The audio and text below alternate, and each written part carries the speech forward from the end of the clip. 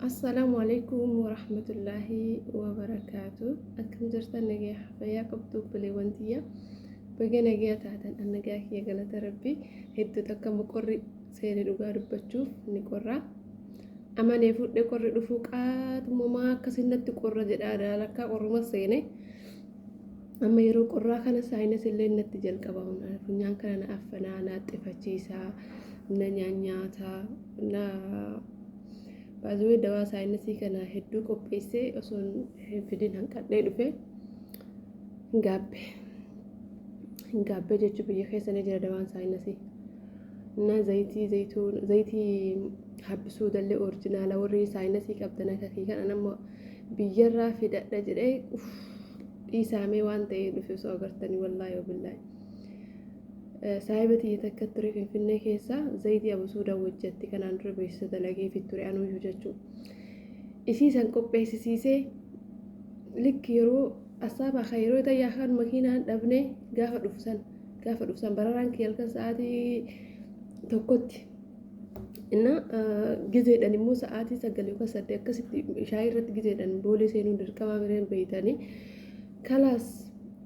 Ita yara makiinaa dhabnee jechuun makiinaa karaa Adaamaa hanga asrii tayyaa turre sin ajaa'ibsiisa. Kazaa yeroo nuti Finfinnee geenyu dukkana halkan sa'aatii 8 karaa deemaa turre jechuudha. Kazaa obboleettiin teessisuun bakka halkan kanaan illee karaa booleen deemu halkan kanaan fiduun dhaqqabu jettee akkasii biraa dhufe zayitii silaallee tirii meeqarraa fidachuu barbaadee jechuudha wallaahi. Zayitii absuudaa fayyadamaa warri saayinsii qabdan saayinsii as keessa isin nyaatu bakka asasiyyaa garagara hatta asasiyyaa fuulaa warri qabda warri fuulli isin guggubatu warri fuulli akkamatti isin bobuuf yeroo garii isin daddaalachate akkas rifeensa forforii rifeensa keessaa fuulli isin ta'u yeroo dhiqattan zayitiin absuudhaa faayidaa hedduuf oolti wallaahi habbi shabaab dhannoo shifiniinaa fuulatiif illee dawaa orijinaala isii bitadha ani akkaataa isa hiriyyaan tiisuu itti dalayduun zayita isa itti baastuun argee zayituu suuqiitu duraan orijinaala jedhee bitee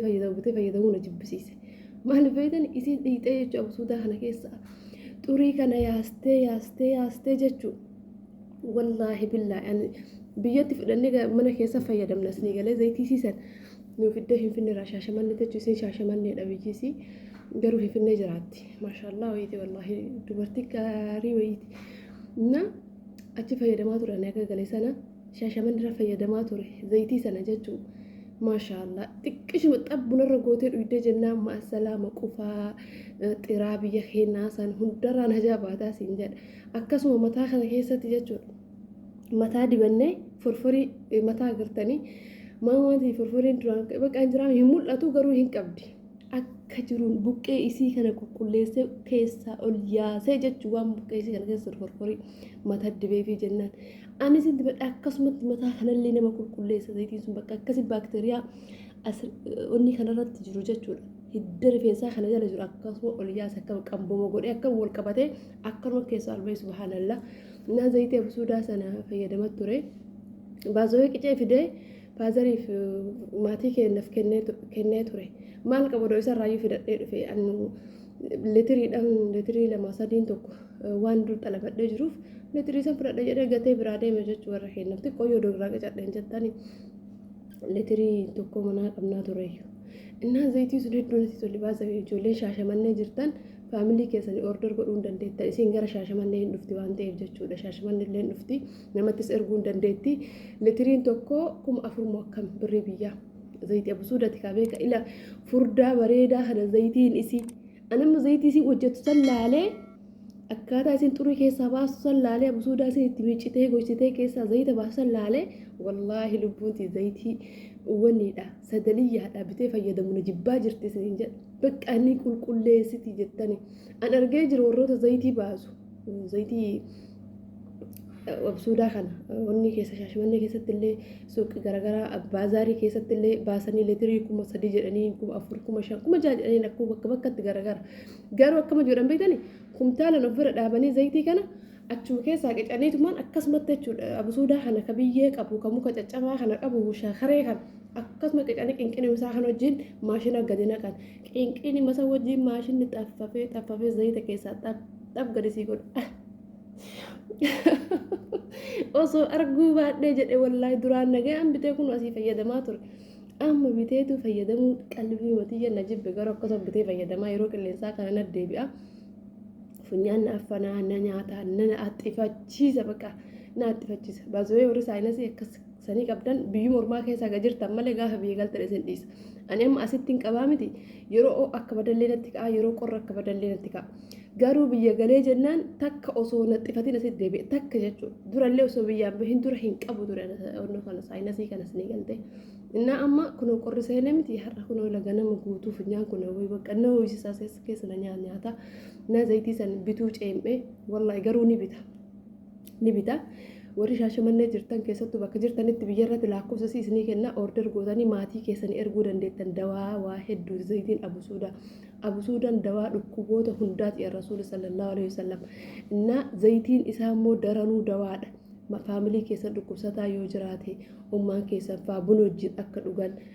wanni godhaafi order godhaafi leetirii tokko jechuudha. Waa birrii guddaa miti birrii 4,000 yoo guddate jechuudha. Amma sana abusuudhaan waddadee malee dura 3,500 gurgurtii yuusin maashaallah rakas warroota gabaa keessa akkasitti qinqinii wajjin baasan san kanaan dura abbaan ajaboo gaafatee na erga jechuudha. 6,000 jedhanii leetiriin tokko kazaan ati maaliif akkanatti wajjin dadhabdee 4,000 kanaan rakasaan gurgurtaa jedheeni naaniniin rakkoon qabu akkanumatti gurguraa dhiisi jettee sanuu abusuuda filatamaa abusuuda urgaa abusuuda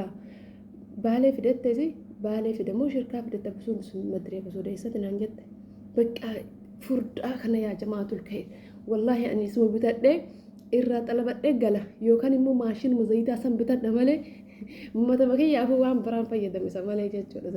zayitii san hedduun jaaladha hedduu takka jechuudha. Laal abbaan ajaboo saayinsii qaba biyyattisaa kiisiin dhabu zayitii san yeroo manaa bahullee yeroo nama lollochu yeroo waasitti fooliin dhabakka akkanuma gootee diddibattaa maasalaama saniin booda. Kanaas qufaa garaa keessaa baakteeriyaa garaa keessaa warra ciniinnaa garaa qabu warra bakka mataan buwaafatu kana dibatta jechuun faayidaan isaa. Innaa akkuma tasaa dhufee waan kana kaase malee waan kanaa osoo dhufne iyyuu akka birna gaasanii jechuun dhufee yaada tokko dhufee. Akkas obbolee wantiyyaa itti aansuudhaan maal isin jechuu barbaade shoorbaa dalagadhee ganamatti bakka qaata ka'e beektan isaa 4 walakkatti ka'e ግን amma sa'aatiin kun sa'a meeqasnitti fakkaatame sa'aatii 6 walakkaadha kan viidiyootti isin waraabaa jiru kan itti gadi isin lakkisu immoo zuurii booda ta'uu danda'a rafuuf na gochuu jira wallaahi laazam rafuuf na gochuu jira baasee shoorbaan kun shoorbaa habbil kittaaniiti habbil kittaanii miti habbil kittaaniin talbaadha habbil rashaadiidha shoorbaa habbil rashaadii fayyadamaa yeroo hedduu isin fayyada kunillee faayidaa guddaa isin qaba bakka hundaafuu bismillah wanta akka viidiyaa irratti fayyadamin naan jetta argaa keessan wanni isin naan jetta hin dhagaha barakee kasan yoo jiraate nama na arrabsu hin dhagahu nama na arrabsu alsamaam nama seera na gosu hin dhagahu hin fudha yaada keessan gin misaal beeni sawu baalageen na arrabsitu moo akkoo siifitti miti deemte ammallee maal isinif hima bakka waa'ee fayyaa irraa isin hima qoyaamma waa'ee fayyaa irraa isin hima faayidaa habbil rashaadii jechuudha firee diimtuu sanii faayidaa isin hima namoonni infekshinii gadaamessallee qabdan habbil rashaadii fayyadama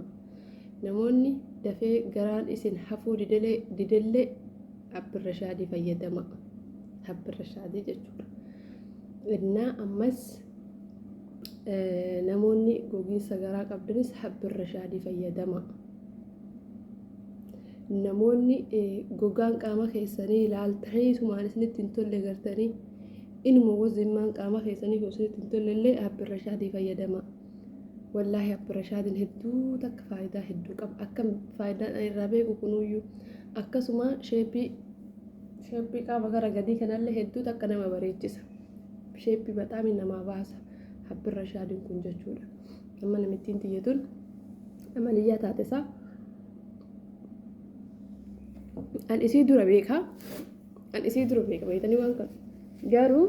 an itti nimne akkan waan kanallee waan walii gadhuuf kana hin beeytu. ግን dawaalee ani isinitti hundaayyuu fiddee fayyadamti warabbal kaabaa anta zabijal seetuma amma dawaa furdinaa kana fa'a gizeen biyya jiru san soqinaa fi diinaan jette an garuu asittuu bakka inni bitamuun beeka gin isiin biyya kana keessa taate wallaahi billaahi riikardii naa qabde bifa suuraa isaa naa ergiteet kana bitii naa fidii kootti uf dura yoo biyya keessan jiraate biyya abasha jira jedhanii naan jette an garuu akka biyya kana jiru isii dura beeka bitat ture hojjetat ture jechuudha ka mudhii gad bichaa naa furdin hunda barbaadu tokkoffaa furdin harma ofirraa qannaste dhuftee harmi isii duraan as bira gaha ofirraa qannaste inni rikkishuu takka deebiste jechuudha dhuftee garaa ofirraa qannaste asiin ofirraa qannaste duraan guddaadha amman jiru kazzaan madri waan isiin of gooti moojii warra kan ummanni kun rakkate wallaahi yaa rabbi kiyyati yaada of rakkisti garuu fokkatte naannoo kana fa'aa akka tokko tattaatee bakka leedir wal harkisa bakka kanaa naannoon isii kun mormi isii kun ila akkanatti wal harkisa waan isin of goote moo jechillee hin beekani meebii ka harma qannasaniif ta'uu danda'a ka harma qannasaniif akkana gogaan kun wal harkisuu danda'a I don't know innaa garuu sin amma garuu dawicha san hin barbaaddi laala maaliif ree akka borcii hin baasne waan beektuuf waan namni xoqqomeefif dabbaa bichaa baasa dawaa sana fireen tun biyya keessa ni argamti fidiinaan jette achuma inni biyya keessa sossoqee hin dhabee dhugumatti fireen suni akbil abashii jedha hin dhabame achumaan jaarsii wajjin iyyuu hedduu yaalli soyne jechuudha keessa deemnee iddoo baaltinnaa garagaraa hin jiru biyya ani immoo asumattuu bakka inni bitamu hin beeka bitat ture jechuu gatii isaa hunda beekaa jechuu kazaan dhufeennaan rakkoon qabu yookiin barbaadde asumaa bakka itti mi'a bitattu jedhee hin dhabee barii fireet naan jettee jedheen asitti soqee dhabee hin jiruu naan jette anas feda bakka inni jiru sitti maal akkataan gatii isaa hunda beekaa jechuu kazaan dhufeennaan rakkoon qabu yookiin barbaadde asumaa bakka itti mi'a bitattu jedhee hin dhabee barii fireet naan jettee jedheen asitti soqee dhabee hin jiruu naan jette anas feda bakka inni jiru sitti maal akkataan namicha hunda maqaa si himuu danda'a mahalli isaa si himuu danda'a jedheen hin beektaa naan jedhee hin beeka eessa beekta naan jette qanuu bitee jira kanaan dura jedheen sireesii jechuudha waa hedduu wantoota faayidaa isaanii beeku akkasumatti fayyadamaa isiin garuu qorattee dhufteeti an garuu isii dura qoradheeti osoo doktora manaa qabdu an beeytani furdaa waan ta'eef bar naa fuudhamuu dida ani jechuu eessa baradha beeyta waa'ee kana arabdoota suudii bira baradha a'uuzu billaa gosoota ashaabaa guutuu maqaa isaaniin beeka guutuu gosoota ashaabaa faayidaa isaaniin beeka ashaabiin beeytanii miti zayita rifeensaa kana guutuu isaa akkaataa isaa itti dalagamu niin beeka mucattiin takka dhiyoo tana na himtee rifeensa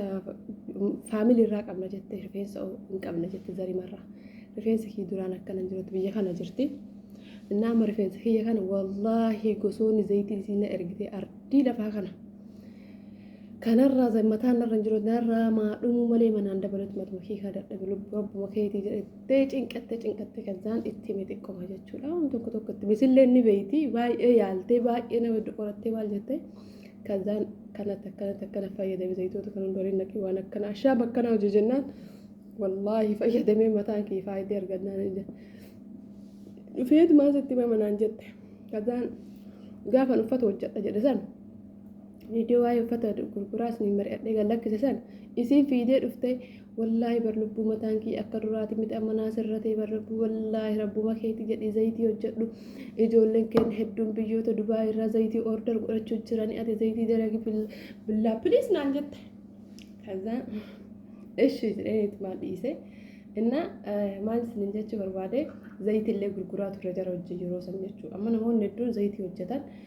muuxannoo wayirraa argatan takki hindoota hojii dalaganii argatanii takki mootuu araboo kana hojii dalaganii argatanii si galtee na zayitii sana namittiin waan letirii waan diqqoo waan akka kunoonnoo fiimtoo fakkaasuma agartee xaarmusee fiimtoo saniin gahu garuu pilaastikiidha waan akkasisan riyaala 150 gurgurtii jechuudha namittiin yeroo san inna ka furdinaa kanammoo wallaahi billaahi yaa jamaa riyaala 200 barri sun asii miti beekaa waggaa 5 dura riyaala 200 qorqorroo shoorbaa san tokko bicha riyaala 200 inni gaarame kazaan yeroo cidha qaban yeroo heeruma waddi faaxiiwwan jaraa jechuudha. Faaxiiwwan arabaatu warofaan balbala kennaa